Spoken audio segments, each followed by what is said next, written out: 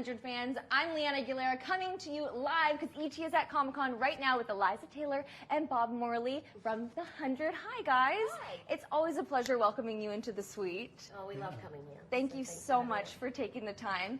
But I've got to talk to you about something. It was a lovely June afternoon, and I was sitting on Twitter, and all of a sudden the internet exploded because you guys shared the delightful news that you got married. Congratulations. Thank you. Yeah. First of all, how's newlywed life going for the two of you? Very happy. We love it. Yeah. This came as such a sweet surprise to all the 100 fans out there because not only did they not know that you were dating, but they had no idea that you guys were even engaged or getting married. Can you talk to us a little bit about your decision to kind of keep this close to your hearts? Well, yeah, I mean, I think it's just that, you know, we have always... Yeah, we value our privacy, I think. To keep our private life private. Yeah. And, And it's a private life's called that because it should be private. Yeah. Yeah. But you guys have been sharing scenes together for the past 6 years. I'm curious to know, Bob, when did you know that Eliza was the one? You know, once again, private life's private. Yeah. Well, what I do want to do right now is do a little celebratory toast for you guys because we were so excited to hear the news. Aww, so we went ahead and popped some champagne for you. Thank you. And cheers. Cheers. Congratulations. I'm going to go ahead and get in on this. Yeah. Richard. Cheers. Oh, a little celebration. Richard Harmon joining us right now. Richard, how are you doing right now? Murphy is going through such an amazing journey in season 6. I'm certainly doing better than Murphy is. I can say that much. I think, for sure. A little bit. Will Murphy ever find happiness? I feel like I've been waiting for him to actually find that elated moment. Yeah, like is he ever going to settle down on a farm somewhere and just kind of relax? I don't know if that's what's in store for his life, but I don't know if that's in store for anyone's life on the 100, not but on the that's the 100. truth. This new planet comes with a lot of new challenges. Eliza, it's been so amazing to see you play this dichotomy of Clark and Josephine. When you found out that you were going to be playing two people in one mind, what was your initial reaction? Oh my God, am I going to be able to do this? Yeah, it was scary. I know Clark back to front, but playing a completely different character in the same body, it seemed really out there, but I think it worked out. Yeah. It was really fun in the end. Well, let's talk about episode 10. It was an extremely emotional episode.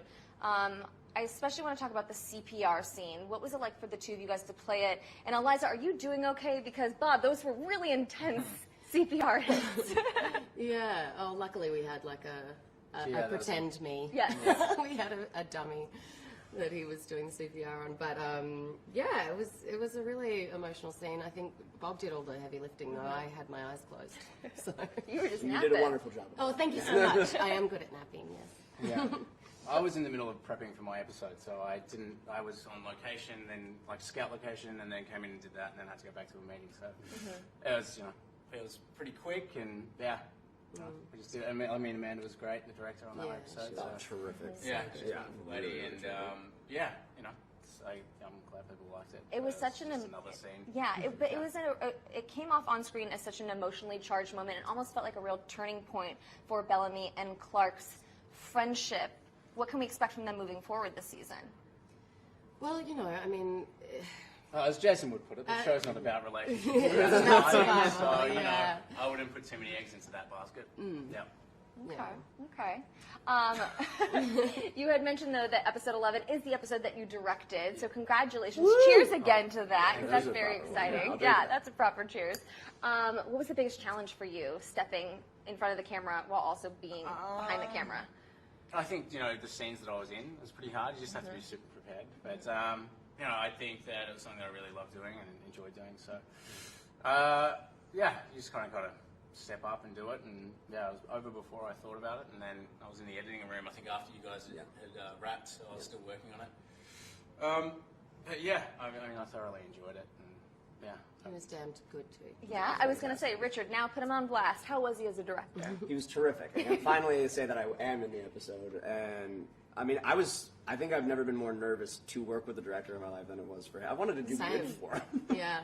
So one of my best friends just wanted to do really good. And, I mean, he let us just work and kind of play.